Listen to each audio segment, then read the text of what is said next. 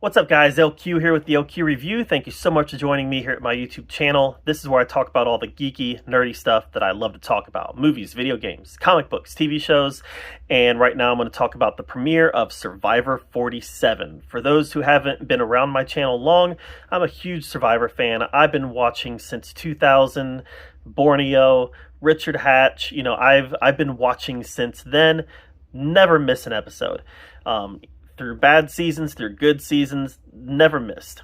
Now, I also haven't been shy about the fact that since Survivor 40, this new era of Survivor, overall has not been working for me. There have been a couple good seasons in there, but overall, this new era just has kind of really been a letdown. And it's not even the shorter time played. It's kind of just the whole presentation of the new era. They've given up on a lot of things that, in my mind, make Survivor. And a lot of that has to do with Jeff's new ideology on villains. He's publicly said he doesn't want villains on the show anymore. He wants everybody to be nice. He wants everything to be kumbaya. That's boring. Good TV shows have good villains. And if you go back and look at some of the greatest seasons of Survivor, there is a compelling villain in the show. Sometimes the villain wins, sometimes the villain doesn't win, but there's always a compelling villain. So this new era where Jeff's like, we don't need villains, everybody should be nice. It doesn't work. It doesn't work. And this whole soft approach that Jeff has.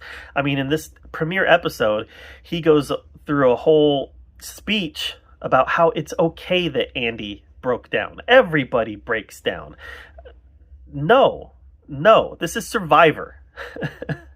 And Andy has had his episode. Let's get him out of here. That's how I feel about it. This guy, I mean, what are you doing? You know what? I realize it, man. Everybody has insecurities in this life. I have insecurities. Everybody has insecurities. And when you go to a game like Survivor, those insecurities are put under a microscope. When you're at home, in your home life, any insecurities that you have, you develop coping mechanisms for those insecurities. Where when you go to Survivor and all of a sudden you're out of your element and you are in a situation where your normal support system isn't there, your normal routines aren't there, and you're having to rely on people that you don't know or trust, people who are actively trying to get you out of this game, those insecurities become much bigger pieces of who you are. And the reality is that you have to deal with those insecurities. Remember, you're playing a game that you signed up for. You have to be able to manage those insecurities. And I'm sorry, Jay did not have a medical emergency. I know some people are like, he definitely overheated. No, he did not definitely overheat. Dude went off, laid down. He was feeling bad about himself. And when Jeff said, "Are you okay?" he gets medical called so that the attention can be deflected off of him just being a baby. That's what I believe. That's what I saw. That's what I believe. And I do not believe for a second that Jay should be on Survivor. Not for a second.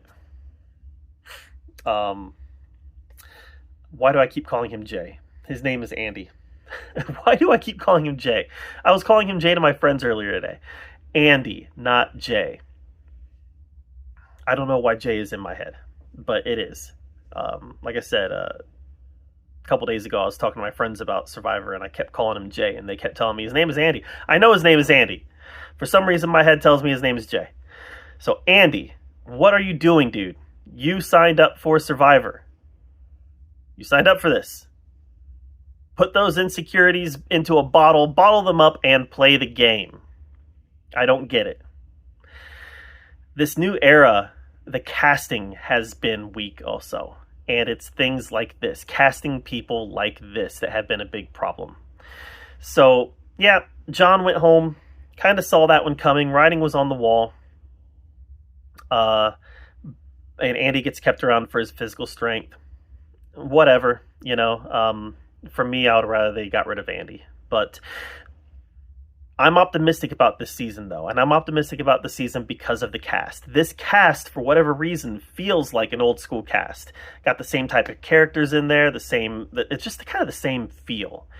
So I'm really hoping that they can play hard and that they can play to win, and that a villain does emerge despite Jeff's desire for that to happen. I'm hoping that we can see a villain emerge, and entertaining TV and Blindsides and all this, because this cast, I feel like it has potential.